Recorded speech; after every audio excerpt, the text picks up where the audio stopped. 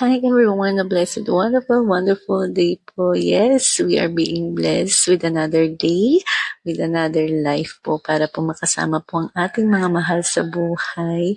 At nais ko lang din pong sabihin sa inyo, lahat po tayo ay may kakayanan to inspire people around us. Yung simpleng ngiti at yung simpleng kamusta ka na is a big, malaking bagay na po yun para po sa kanila. Dahil po may nakaalala po sa kanila sa araw na ito. So ngayong araw po ay nais ko lamang po magbahagi rin po ng short inspirational message po para po sa ating lahat. So hindi po lingid po na marami po tayong mga pinagdadaanan sa buhay. At alam ko po na ngayon po is marami pong nawawalan ng pag-asa dahil po sa nararanasan po ng bawat isa sa atin.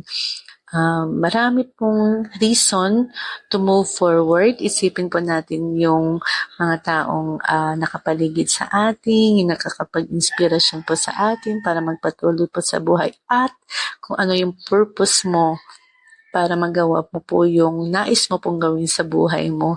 Yung suffering po natin is a blessing for us also and as an eye-opener po para po sa ating lahat dahil po doon, mas marami po tayong natututunan, mas nagiging strong pa tayo para po sa mga susunod po na kung ano man po yung mararanasan natin is makakayanan po natin.